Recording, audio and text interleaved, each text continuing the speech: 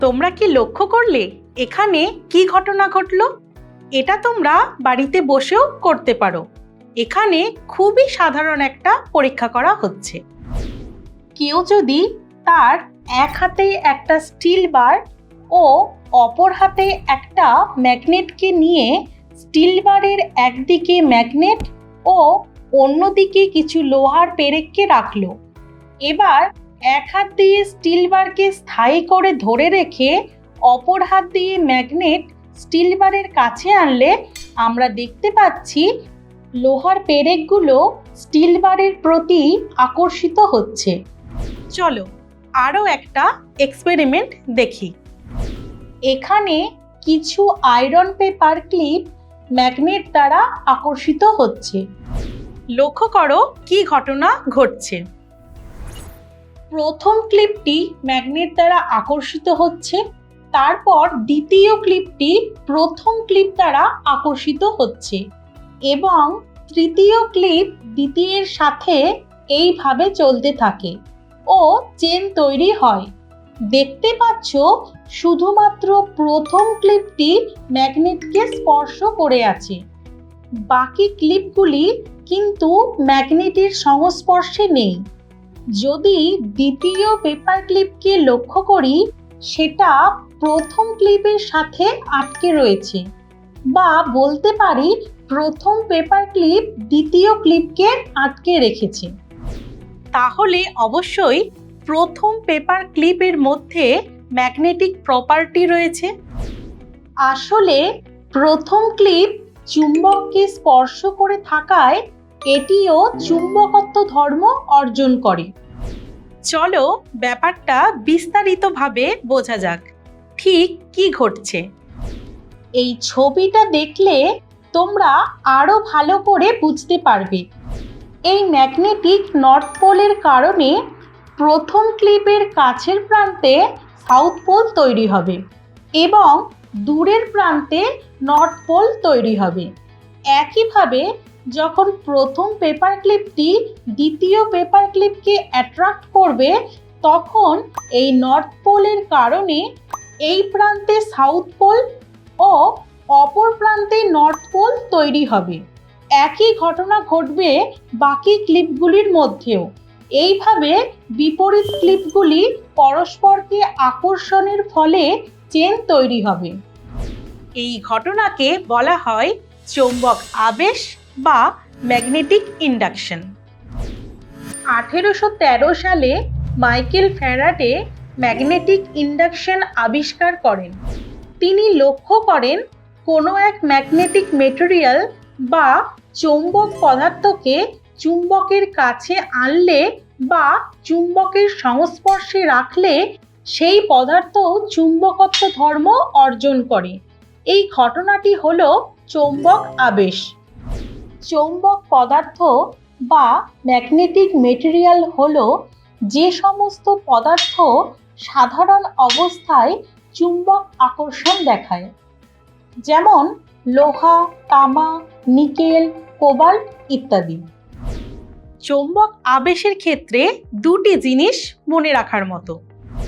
প্রথমত, magnetic induction বা চৌম্বক আবেশ শুধুমাত্র চৌম্বক পদার্থ দ্বারা অর্জন করা সম্ভব, অন্যান্য পদার্থ যেমন কাঁচ, কাঠ দ্বারা সম্ভব নয়।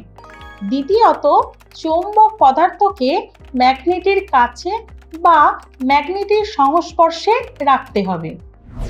এবার লক্ষ্য করো, যখন প্রথম পেপার ক্লিপ সরিয়ে নেওয়া হচ্ছে তখন ঠিক কি ঘটছে। প্রথম ক্লিপ যেটা চেন তৈরি করতে শুরু করেছিল, সেটাকে সরিয়ে নিলেই সমস্ত ক্লিপগুলি নিচে পড়ে যাবে এবং চেনটি ভেঙে যাবে। কেন? কারণ ম্যাগনেট থেকে প্রথম পেপার ক্লিপটিকে যখনই সরিয়ে নেওয়া হচ্ছে, তখন এই পেপার ক্লিপের মধ্যে আর কোনো চুম্বকত্ব থাকছে না। তাই আমরা বলতে পারি পেপার ক্লিপটি যে চৌম্বক ধর্ম বা চৌম্বক আবেশ অর্জন করেছিল সেটা ক্ষণস্থায়ী।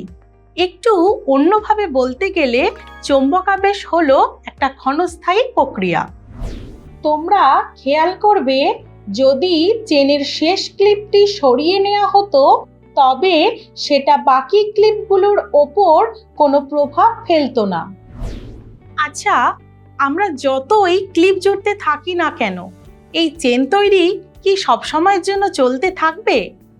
না, কিছু সময় পর দেখতে পাবে এই চেন তৈরি আর কন্টিনিউ হচ্ছে না। কয়েকটা ক্লিপ তোলার পর চেন ভেঙে মাটিতে পড়ে যাবে। পেপার ক্লিপগুলি চৌম্বক বলের দ্বারা একে অপরের সাথে যুক্ত থেকে ঝুলতে থাকে। এখানে যে ম্যাগনেট ব্যবহার করা হচ্ছে তার চৌম্বক বল আপওয়ার্ড কাজ করে এবং এই বলের মান কনস্ট্যান্ট। এই সমস্ত পেপার ক্লিপগুলির অভিকর্ষজ টানের জন্য নির্দিষ্ট ওয়েট বা ভার আছে, যেটা ডাউনওয়ার্ড কাজ করে। যখন এই ওয়েট ম্যাগনেটিক ফোর্সের সমান বা কম হবে তখনই চেনটি ঝুলতে থাকবে। আমরা আরও বেশি বেশি পেপার ক্লিপ যুক্ত করতে থাকলে চেনের ওয়েট বাড়তে থাকে এবং যখন এটা ম্যাগনেটিক ফোর্সের থেকে বেশি হয়ে যাবে তখন নেট ফোর্স ডাউনওয়ার্ড কাজ করবে ও চেন ভেঙে যাবে। আবার যদি ম্যাগনেটকে না ঝুলিয়ে কোনো টেবিলের ওপর রেখে ক্লিপ জুড়তে থাকি, সেখানেও কিন্তু কিছু নির্দিষ্ট সংখ্যক ক্লিপ জুড়তে পারবো। ক্লিপের সংখ্যা আগের কেসের থেকে বেশি হবে, যেহেতু এখানে অভিকর্ষজ টান ম্যাগনেটিক ফোর্সকে কমিয়ে দেয় না, কিন্তু যতটা স্থান জুড়ে ম্যাগনেটিক ফোর্স কাজ করবে ততদূর পর্যন্ত ক্লিপ জোড়ানো যাবে। চৌম্বক আবেশ কি এবং কিভাবে সৃষ্টি হয় তা তো তোমরা জানলে। এবার জানবো চৌম্বক আবেশ কিভাবে পরিমাপ করা হয়। চৌম্বক আবেশ হলো ভেক্টর রাশি। এর মানের সাথে সাথে দিকও থাকে। তোমরা তো জানোই চৌম্বক আবেশের মান ও দিককে প্রকাশ করার সবথেকে সহজ উপায় হলো আবেশ রেখা বা লাইন অফ ইন্ডাকশন। এই আবেশ রেখা চুম্বকের নর্থ পোল থেকে বেরিয়ে সাউথ পোলে এসে প্রবেশ করে। দুটি আবেশ রেখা কখনো একে অপরকে স্পর্শ করে না।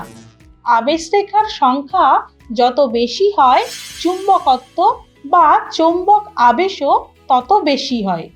চৌম্বক আবেশ রেখার দিক অনুসারে চৌম্বক আবেশের দিক চিহ্নিত করা হয়। চৌম্বক আবেশ বি ভেক্টর দ্বারা প্রকাশ করা যায়।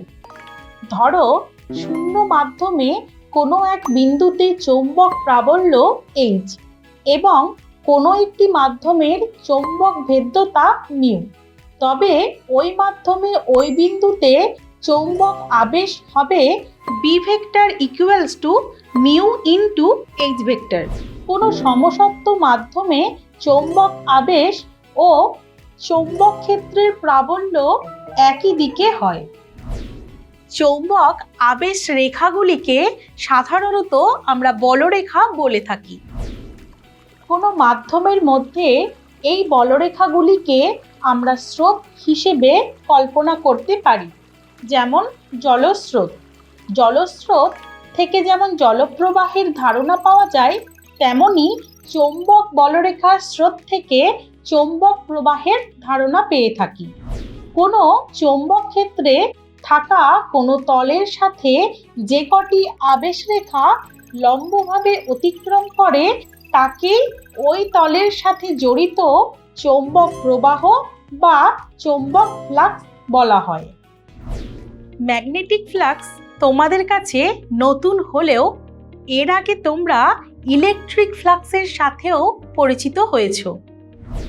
আচ্ছা, তবে কি শুধুই লম্বভাবে অতিক্রান্ত আবেশ রেখাকে চৌম্বক প্রবাহের হিসেব করা হবে? যদি কোনো আবেশ রেখা ওই তলের সাথে লম্বভাবে না গিয়ে একটু বা অনেকটা ডান দিক বা বাম দিক বেঁকে অতিক্রম করে, তবে কি সেটা চৌম্বক প্রবাহ বা চৌম্বক ফ্লাক্সের জন্য একটুও দায়ী হবে না? অবশ্যই হবে। তলের অভিলম্ব বরাবর আবেশ রেখার উপাংশ ওই তলে চৌম্বক প্রবাহ সৃষ্টির জন্য দায়ী থাকবে। চৌম্বক প্রবাহ হলো স্কেলার রাশি, যাকে ফাই দ্বারা প্রকাশ করা হয়। কোনো সুষম চৌম্বক ক্ষেত্রে অবস্থিত কোনো তলের এরিয়া ভেক্টরকে এ ভেক্টর ও চৌম্বক আবেশকে বি ভেক্টর দ্বারা প্রকাশ করলে তবে ওই তলে চৌম্বক প্রবাহ বা চৌম্বক ফ্লাক্স হবে phi equals to B vector dot A vector. আবেশ রেখা তলের অভিলম্বের সাথে থিটা কোণ করে থাকলে তার অভিলম্ব বরাবর উপাংশ বি কস থিটা, তখন চৌম্বক ফ্লাক্স হবে B A cos theta equals to B vector dot A vector. যদি কোনো ক্ষেত্রে থিটা ইকুয়ালস টু 0 ডিগ্রি হয় তবে phi equals to B into A, এবং সেখান থেকে B equals to phi by A বলা যায়। অর্থাৎ এর থেকে আমরা বলতে পারি একক ক্ষেত্রফলে জড়িত চৌম্বক ফ্লাক্সই হলো চৌম্বক আবেশ। তাই আমরা অনেক সময় চৌম্বক আবেশকে চৌম্বক প্রবাহ ঘনত্ব বা ম্যাগনেটিক ফ্লাক্স ডেনসিটি বলে থাকি। কিন্তু যদি চৌম্বক ক্ষেত্র সুষম না হয় তখন আমাদের হিসেবটা একটু জটিল হয়ে পড়ে এবং আমাদের সাহায্য নিতে হয় ক্যালকুলাসের। চৌম্বক ক্ষেত্র সুষম না হলে তলের কোনো এক ক্ষুদ্র অংশের ক্ষেত্রফল ডি এ ভেক্টর কল্পনা করা যেতে পারে, যার ওপর প্রযুক্ত চৌম্বক আবেশ ধ্রুবক বা কনস্ট্যান্ট। সেক্ষেত্রে ওই সমগ্র তলের মধ্যে চৌম্বক প্রবাহ বা চৌম্বক ফ্লাক্স হবে area integral B vector dot D A vector. অনেক কিছুই তো জানলাম আমরা। চলো এবার তাহলে কয়েকটি স্পেশাল কেস আলোচনা করে নিই। আবেশ রেখাগুলি তল বরাবর হলে সেক্ষেত্রে থিটা ইকুয়ালস টু 90 ডিগ্রি, তবে চৌম্বক ফ্লাক্স ফাই ইকুয়ালস টু 0 হবে। অর্থাৎ এক্ষেত্রে আমরা কোনো চৌম্বক প্রবাহ পাবো না। আবেশ রেখা তলের অভিলম্ব বরাবর হলে থিটা ইকুয়ালস টু 0 ডিগ্রি, তখন চৌম্বক প্রবাহ বা চৌম্বক ফ্লাক্সের মান হবে বি ইন্টু এ।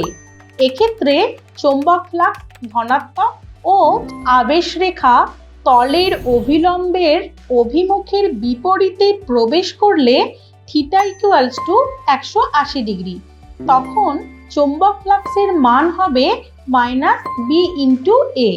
এক্ষেত্রে চৌম্বক ফ্লাক্স ঋণাত্মক। এই ধনাত্মক ফ্লাক্স ও ঋণাত্মক ফ্লাক্স আবার কি জিনিস? তেমন কিছু কঠিন জিনিস নয়। এই ধনাত্মক ও ঋণাত্মক চিহ্ন দ্বারাই চৌম্বক প্রবাহের অভিমুখকে বোঝায়। ধনাত্মক হলে বহির্মুখী ও ঋণাত্মক হলে অন্তর্মুখী অভিমুখ হবে। চলো চৌম্বক ফ্লাক্স ও চৌম্বক প্রবাহের এককগুলো জেনে নিই। এসআই পদ্ধতিতে চৌম্বক ফ্লাক্সের একক ওয়েবার এবং সিজিএস পদ্ধতিতে এর একক ম্যাক্সওয়েল। ওয়েবারকে ভোল্ট ইন্টু সেকেন্ড আকারেও লেখা যায়। চৌম্বক ফ্লাক্সের একক যখন আছে, মাত্রাও অবশ্যই থাকবে। এর মাত্রা নির্ণয় তোমরা স্ক্রিনে দেখে নাও।